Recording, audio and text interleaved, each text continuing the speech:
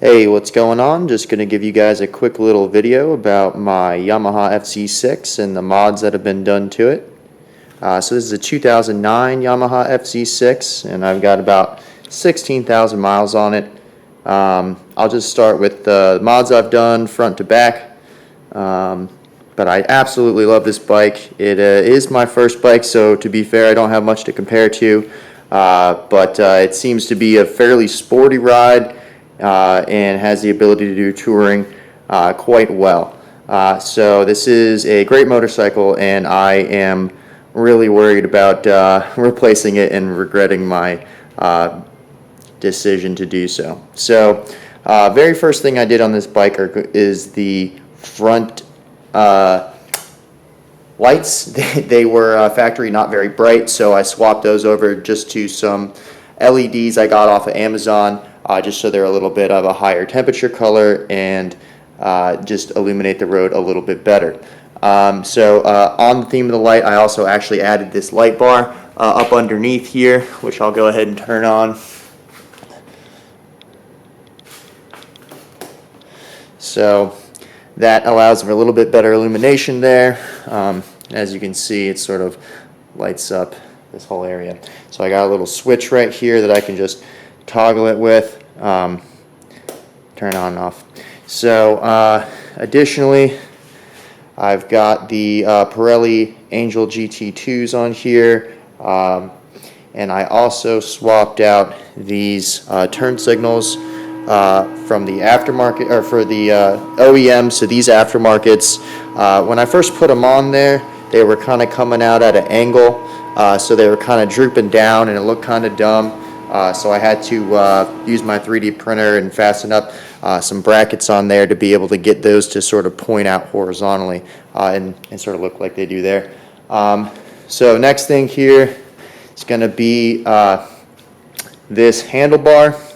I replaced it from the stock one that I actually bent on I low-sided and after I went through some gravel.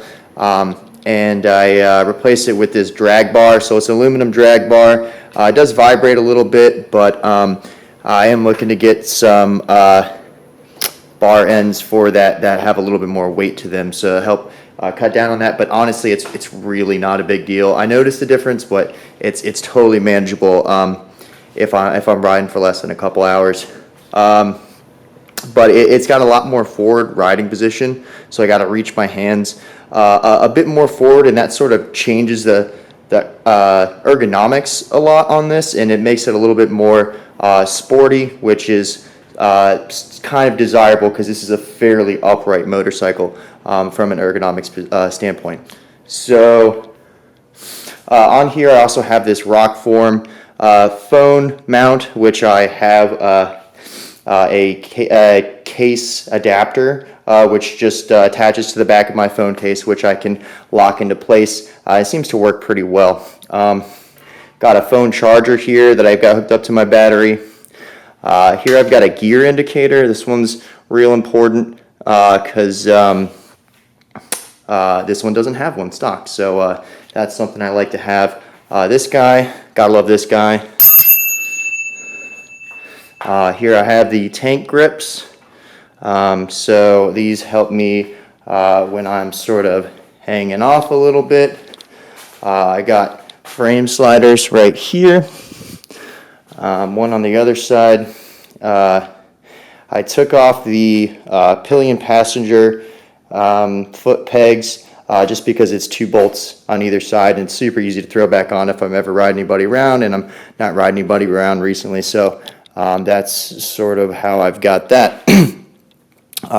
For the rear end here, I'll start with the tail light here. It's a smoked LED tail light, and the turn signals do flash with that. So half of that will light up a yellow color when you're using your turn signal. And for the exhaust, I have a Dominator slip-on exhaust here. This is fairly inexpensive exhaust.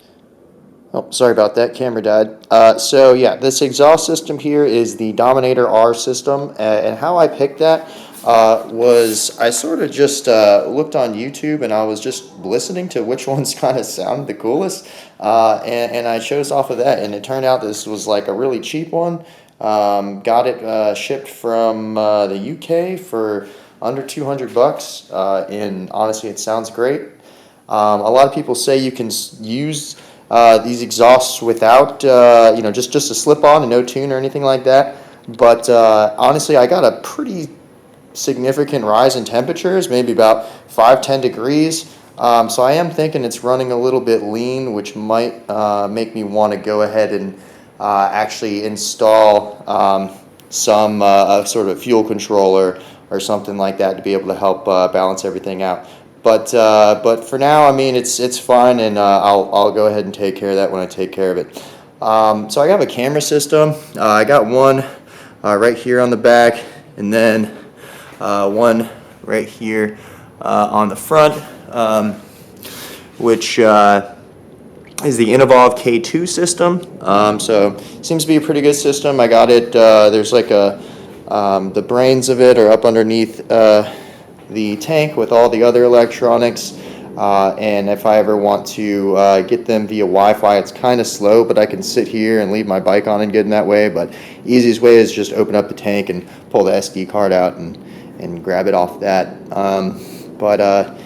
Just a little bit of insurance in case anything goes wrong, or at least have a cool YouTube video out of it. So the turn signals I got here, these are aftermarket. I did do a tail tidy, and the right side here actually recently got broken off.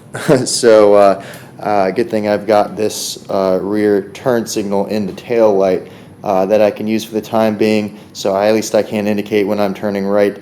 But I will have to fix that soon, so I've pretty much got the parts to do so. I just need to take it all apart and actually go ahead and do it. Yeah, that pretty much does it. So this bike is awesome. I love it. I really recommend it to a lot of people. Oh, wait. There's one more thing. I knew there was one more thing. The front light bar, I've got, I didn't want to have to buy two relays, so I got the switch not only to the light bar, but when that's on in the rear, I've got these nice red LEDs underneath where it just kind of just make a nice glow to my tire, and with the nice demonic look of the Angel GT2s and the red glow, I think it really looks cool at night. But also makes people see me, which is the main reason I've got it on there in the first place.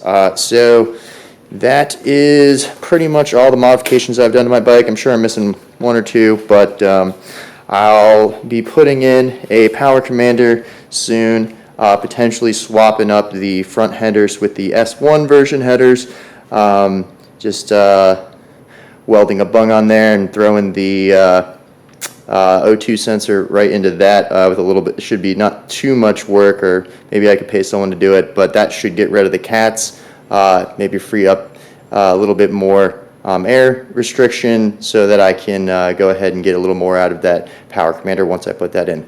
But yeah, that pretty much does it. Thanks for watching. Appreciate it.